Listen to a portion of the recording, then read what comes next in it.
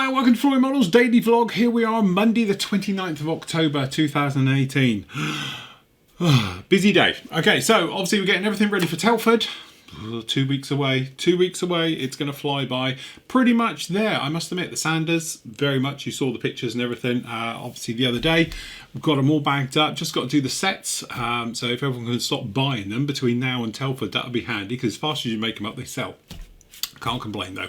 But yeah, so obviously we're going to be doing Telford. Usual things will all apply. I've still got to sort out with Matt this week is sorting out with PM Store, so you can actually buy with save yourself on shipping, and then we'll take it to the show for you. Blah blah blah blah. I'll get that done by mid this week as we make our way through. The other thing as well to mention is obviously the stands, or the workstations as we call them. Obviously the big one, this one here, which is the A2, is it? I can never remember. I've got one over there, an A2. This one is obviously available now. It's available on the PM Store. Go direct from them and it'll be shipped direct as well, so that'll come straight out to you, no problems at all. A lot of you are asking about the A3, which is obviously a cut down version of this. We are still a little bit off on that one, to be honest with you. Mark's obviously still doing prototyping. We hope to have a prototype here this week. We'll have a play with it on Friday. Mark's coming down to see with me. We're working out the slots and what you can fit in, because obviously it's going to be a standard caddy and a bit, but it's working out what's going to go in there and everything else. So there's still a little bit to do on that one, but thank you for everybody for your kind feedback on that one right the way through. But needless to say, they are on their way, coming along. Green and white Sanders. I don't know where it's come from. I think it might have been mentioned on the internet over the weekend or something, but I had loads of people asking about where can I order and all the rest of it. They're not going to be in anytime soon. They are coming in. They're being manufactured, I think, maybe next week. Be well too late for Telford and all the rest of it. And then obviously we've got to go through the motions you've seen before. So we've got to do packaging, but also it's new packaging for it, because obviously it's a new range. Those all need to be sorted and everything else. So I'm envisioning December before they're out, because as I say, November's notoriously really busy because of Telford. I'm actually going to have a few days off after Telford, things like that. So it's going to be probably December before the new Sander is out. So save your pennies, and it'll be something for Christmas. And you know, you will do a special price for members and stuff like that. So fear not, but it's a long way off yet. As I say, I don't know when they're coming to me, but I don't know if it's been mentioned on a forum or something online or something else. But anyway, I've had literally about 35 messages asking about them, and it's like, no, I don't know where you're getting it from. They're not ready yet, but they will be out very, very soon. So anyway, today I've done a review for you. So we've got the stone missile system, and actually this is something where me and Matt were walking around Hobbyco, having a look around, and picked it up thinking, yeah, that's nice, and then noticing it's 1/72nd scale, and that got my attention, shall we say, because I was actually wondering, with armour tends to be 35th scale or 72nd, okay? All right, you get the bigger ones as well, but that's normally where most people are going, okay? And I was thinking, is it that type of thing? Not being a armour modeler first, shall we say, I'm more of an aircraft modeler, as we all know. But from my point of view, from an aviation perspective, is that obviously certain scales, you're never going to do it in sort of either 48 scale or certainly 1/32nd, okay? Purely because it's too big. So I was thinking about, does that go the same with armour? Because obviously something like a stone missile system here in 35th scale is going to be 60 centimetres, something else like that. It's going to be pretty big. Whereas this thing is something like 25 centimetres or whatever this thing is. Actually, she got it written down here. Yeah, 25 centimetres. So it's quite big, but it's in 72nd. So do you do that natural crossover where you're sort of automatically thinking, as I would, okay, so I'm thinking about airliners, and I'm thinking about obviously bigger transport aircraft and bombers. I'm going to be looking at 72nd scale versions, or even 144, purely because they just get too big. Do the armour guys turn around and think, you know what, yeah, that's too big and I've got no room to put it and all the rest of it, so I think I'm going to do a smaller version? If so, what's the quality like? And that was the question for this. So I must admit, we picked this one up just walking around. We only sort of grabbed the one at the time, just to have a look at it and really just see what the quality is like on a 72nd scale kit. Now, don't get me wrong, I have built them. I did actually a load of I remember they Fujamis or whatever they were, years and years ago now, probably getting on for almost 20 years ago, all in 72nd for a trade show for a client. And they were beautiful, tiny little models, exquisite details all the way through. But then I was thinking, well, Zvezda, it's got a checkered past, let's have a look. So we grabbed this one, had a look, and obviously I won't do a spoiler, but it's a great kit. It's got all the detail you would imagine that is on a 35th scale kit, but it's down. The only thing is, I will say, the tyres look nothing like what they should be. These have got like funny round knobbles. It looks like hundreds and thousands. You know, I can't remember what they call them now on the licorice all sorts. It's a bit like that, and it's a bit weird, where it should be more this way, but I don't know if there's any aftermarket available for it. If it is, I think I'll be going down that route rather than these. But generally though, the kit itself, the detail, the sharpness, the panel lining, obviously lots of plates and various things and covers and hatches, they are sharp, clean, crisp detail, and again, I'm sold. It's a beautiful little kit, and again, it's one of those where you think if you haven't got the room or perhaps the money, because some of these bigger kits are getting very, very expensive these days, this could be somewhere you could go quite nicely, because the level of detail on this for a 72nd scale kit is exactly what you would find on the 35th scale stuff as well. So it's maybe small on stature, but as in detail, it's just up there with the big boys as well, so there's no fear with that one. But it really is quite a pleasant model to look at as well, and it's a nice size. It's still a good size. It's still the size of a sort of 35th scale tank, but you've got something a lot bigger, and it's not going to take up as much on your shelf and everything else like that. But it'd be interesting to know your thoughts on this one, guys. So if you've got any opinions on that one, please post up in the today section in the forum underneath this thread, because I'd love to know your feedback on that. Is it something where I should be looking more at, perhaps doing more reviews of 72nd scale stuff, you know, in general, or just sort of the bigger stuff? Do you build obviously big stuff like this in the smaller scales, and then perhaps if it's normal armour, you go back to 1/35th scale? Very interested to know that one. Speaking of which, thank you for my feedback on my I don't know what to talk about talk, which was my second one. Trust me, the second one was a lot more concise than not as outgoing, shall we say. Thank you for everybody who said it's nice to see Phil's back properly now because he's ranting again. Trust me, I could go a lot more, but I'm trying to be a little bit more politically correct these days. I'm not saying I'm not going to have a rant, and trust me, if someone gives me a good enough excuse, I'll rant for Britain. But certainly at the moment, I'm trying to peg it back just a little bit, shall we say.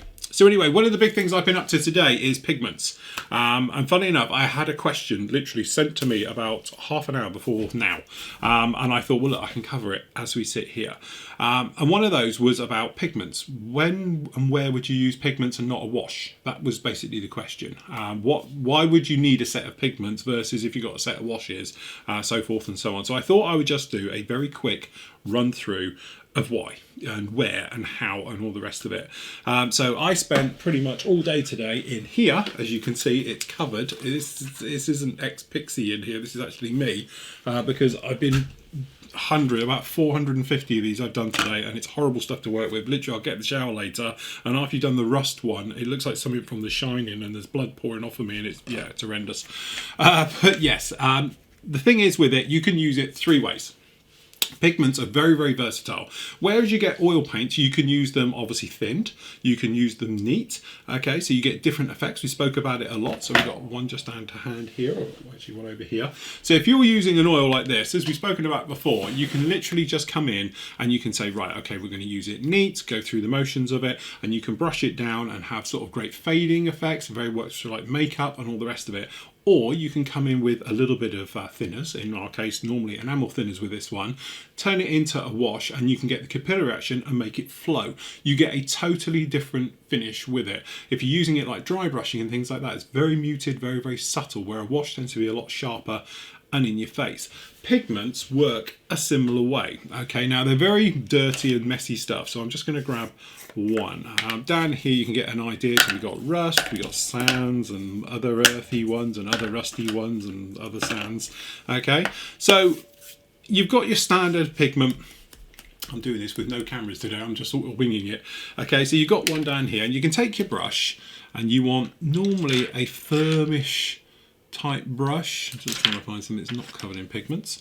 Okay, and then what you can do is, if you've got a model down in here, and if anyone's seen a lot of my live stuff doing the shows, you'll know me at this one. Okay, what you can actually do is pick it up onto your brush. You've got your surface down here already, and you can literally brush it in to the texture. Now this will grip just like a wash does and everything else, and it can give you some very nice dusty effects. Okay, and you can go through the motions of it, and you can give things a dusty look. So where would you use it? Okay, classic, something like this, dioramas, you can use a lot of pigments because it's a great scale effect for dust, mud, debris, things like that, okay? But also you can use it on aircraft, you can certainly use it on armour, things like that, again, to recreate that sort of dusty, muddy, grounding effect, things like that, okay? So that's when you're really going to use it dry, all right? Then you can use it literally as a type of wash as well. So you can take yourself an enamel thinners. Okay, so we've got some enamel thinners down here. We just put a little bit into a tray. You can pick up your pigment, you pop it in with your enamels, and you can make literally like a paste. Okay, and you can use it wet. Now the enamel thinners is basically like a fixing agent for this, okay? So you can brush it along your enamels. Okay, to be honest, we've got wash on this. Okay, so you just brush it all along, and I've got some pigment already in here, and this is just to give it more texture. Okay, so you can just come along and you put it all in and you get it in. And being enamel thinners, the great thing with them is they don't dry instantly. If you put lacquer thinners on, it's going to dry straight away. Enamel thinners are more oily, so they're not. Then you can pick up some pigment and you can dab it in to the surface, and you can sprinkle it onto the surface, and you can actually cause sort of dirt, debris, grime, that type of thing, because it will stick and literally hold in place. Okay, and as this stuff dries, and it doesn't dry instantly, but as it dries, it will grip it and hold on to it a lot more, and you can come up with some quite interesting effects with it just down there like that. One of the best ones I love to use this particular technique for is rust. So what I'll do is, if you wanted to have a rusty door, I don't know how much we've got in here, actually let's use this one. This is actually exactly the same technique as we used when we did the door effect and the rust effect on the, I've got to find somewhere to do it, let's do it in here, on the transit vans. Okay, so we just come in, we brush it on like this, we grab the rust pigment, and we brush it around and stipple it into the surface.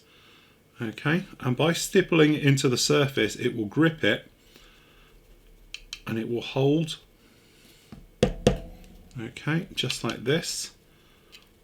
And then what you can actually do is overspray it, and then it will stick there like you know, almost like a putty underneath the surface, and it acts like a skin, and then you spray over it and you come through and that will leach out. But what you can do is obviously add more over this, and then you can come in with other shades and you can build up and make some very interesting type rust effects, and this will dry back.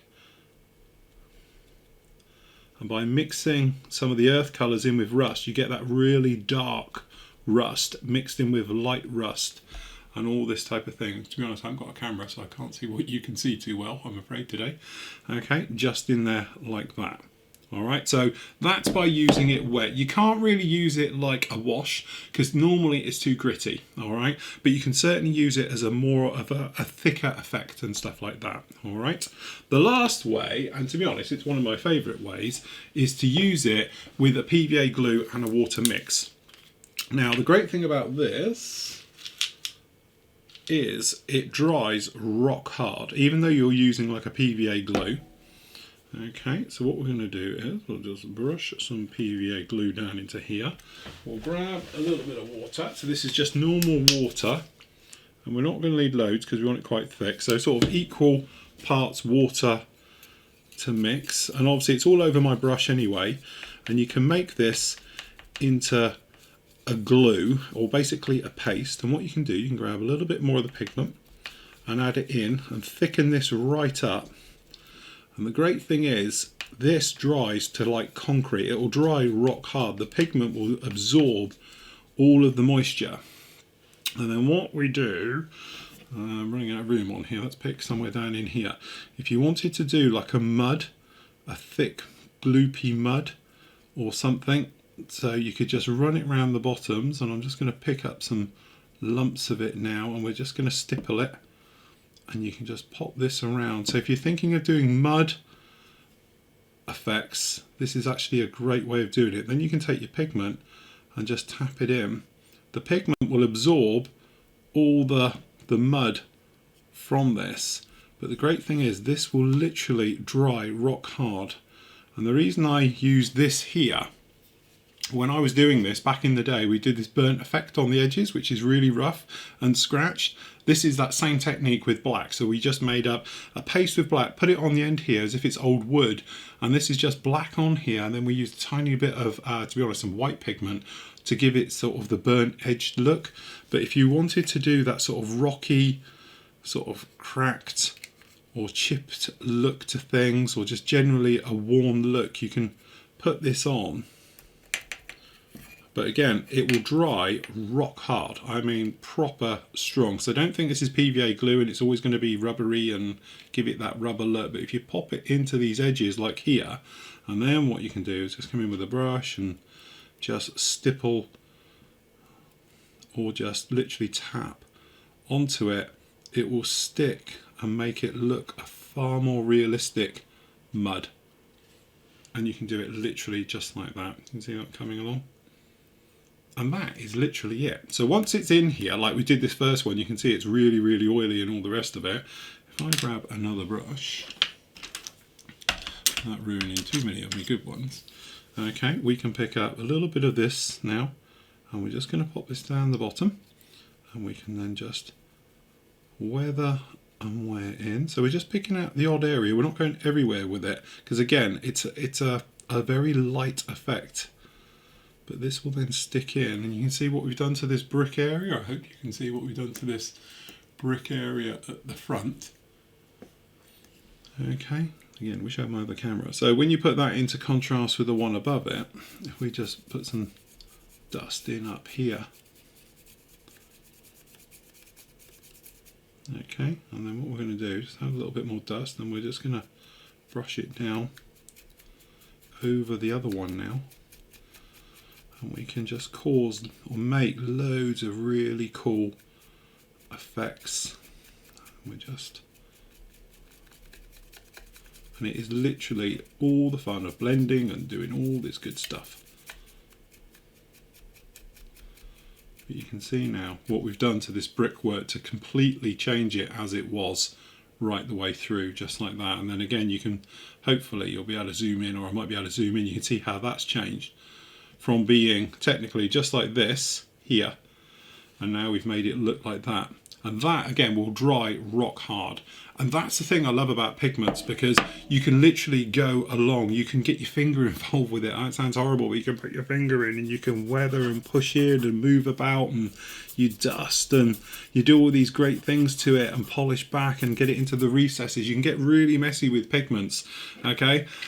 It is messy, that's the only trouble. It goes everywhere. You get it in your hands and change and clothes, and it does tend to travel quite well. Fixing it, again, there's loads of different options on that one. You can fix it if you wanted to. You can get pigment fixers and stuff like that. Personally, I just use an acrylic, just lightly dust over it. Don't flood it because you'll kill it. 9 times out of 10 though, I like to leave it literally just as it is. So then that way you got the true look of it. The only other thing to remember is if you're using it, it does take a while to dry, especially if you're using it with enamel thinners. Enamel thinners does take a long time to dry off, and as it dries off, it will slowly get lighter.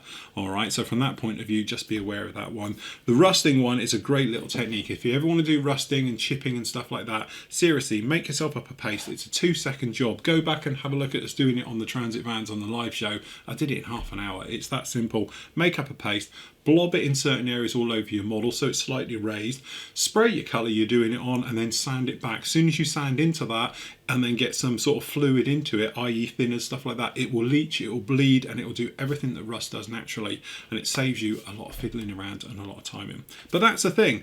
The great thing about pigments, it's your imagination. You can go as far with it, you can do as little tiny touches with it, but it is one of those things. The more you experiment with it, the more you play with it, the more you have fun with it. And pigments and oils is something, honestly, I've only come back to doing in the last, I don't know, 5 years. Okay, until then, never really got the hang of them. I just thought they were messy wasters of time. I could do things with washes and stuff like that. But actually, this is a very, very nice way of doing it. So there we go. Quick 101 on using pigments. I hope that helped out. So tomorrow is Tool Tuesday, so we'll be looking at some tools. Don't forget, you can go off and have a look at this great review for the actual stone missile system in 72nd. Again, love to hear your thoughts and feedback as well. So please post up in the actual today section in the forum, and then we can have a quick discussion about that one, because it's something I really really want to get back to doing talking about what's in the hobby, what's in, what's out, what you like, what you don't, and things like that as well. So till tomorrow, everybody, happy modelling. Take care.